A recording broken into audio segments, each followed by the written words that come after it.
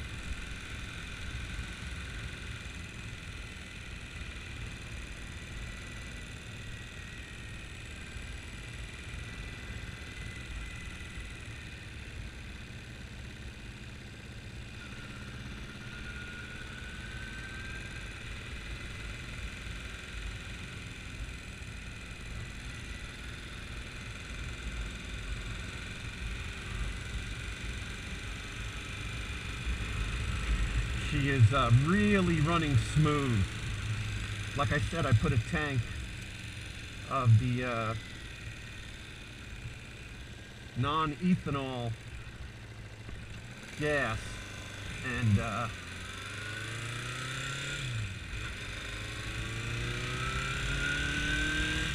just really runs smooth. Now, I'm going to shout because I don't know whether you can hear me or not. But the other thing that I've been doing is the bike actually has some nice little torque if I stretch the RPMs.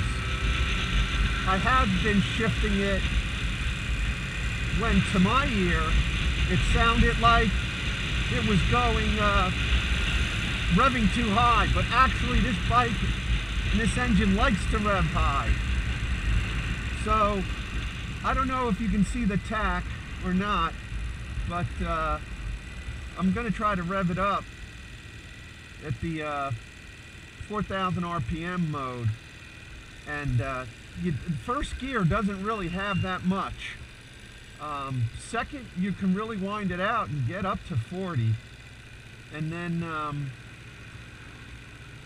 boy, third, I mean, if I run the bike at high RPMs, like they suggest, for just riding around here, I don't even need to get above third gear. But when you rev out third gear and then you kick it into fourth, man, it really just goes. But I don't know if you can tell, it's really idling right now just perfectly, just really nice. So just a blast to ride. I hope this video is working and you get a nice little ride too. So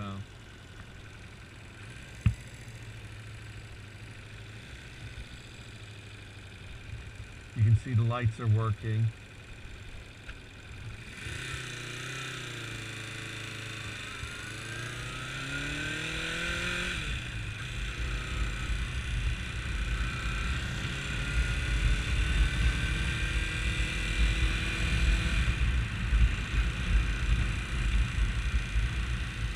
The GoPro is mounted on the chin of my old full-face helmet.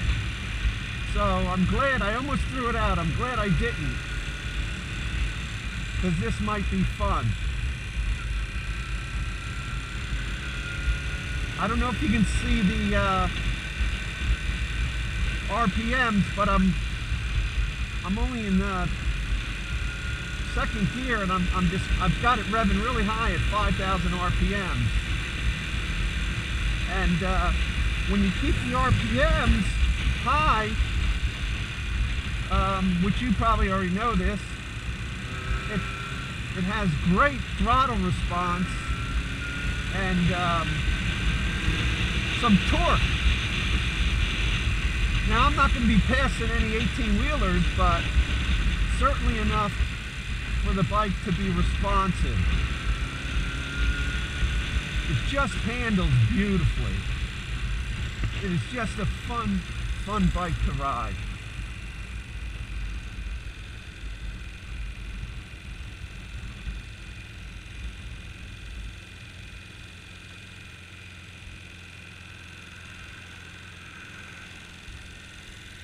The front brakes are still squeaking.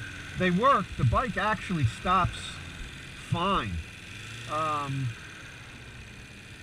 You know, I had people tell me, well, it's not going to stop like a modern bike, and that is true.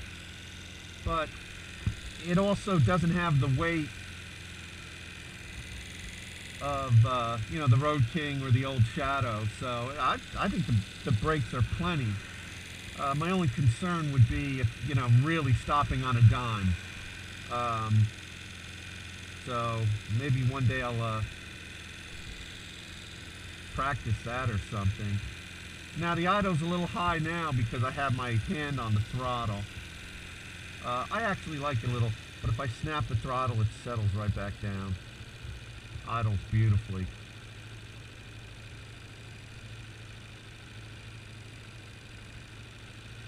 And that's right about where it's supposed to idle. Maybe a tad high, but I actually like it a tad high coming out of first. I like a tight clutch. My clutch is tight, it grabs right at the end. I don't like a lot of play in my clutch. Third gear. Another thing interesting about these bikes is the battery doesn't charge unless you're above 3,000 RPMs. Or it doesn't charge effectively. So you have to keep the revs up to charge the electrical system. Which is also, knock on wood, working beautifully as I've had it on the battery tender at night sometimes, but not lately. I believe it's charging up fine. Alright, so now I got it at 5,000 RPMs. It sounds weird to me, but I got plenty of torque to get up this hill on a little old 40-year-old 550 with my large body on it.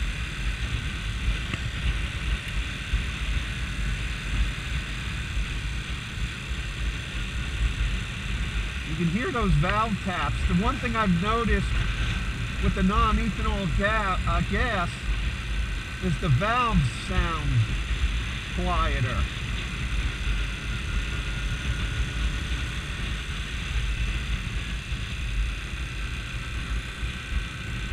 In about 20 miles, I'll have put 300 miles on this bike already. And I'm going to change the oil and reset the valves at 500 miles. And I am going to go with the royal blue oil. I hope this camera's not facing too far down. I wanted the camera to face somewhat down so you could see the instrument cluster and the road, but I hope you're just not getting my tank. So I'm moving my head up and down.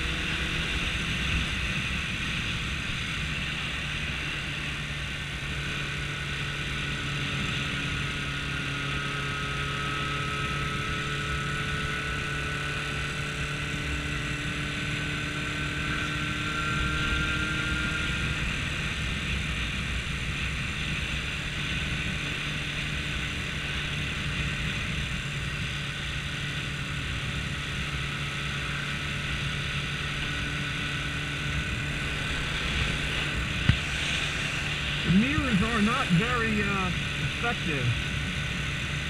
You probably can't hear this.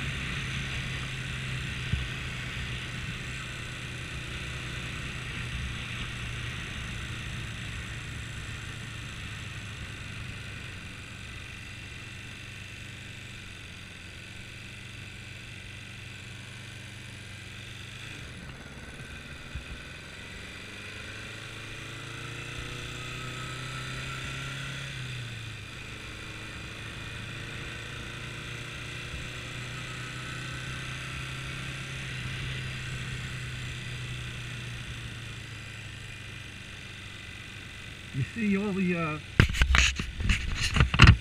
the instruments work beautifully.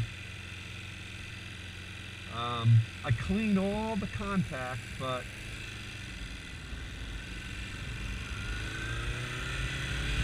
I think I might have also gotten a little lucky. I think I picked a good bike other than that one stuck piston, and I think that the rings are burning right back in.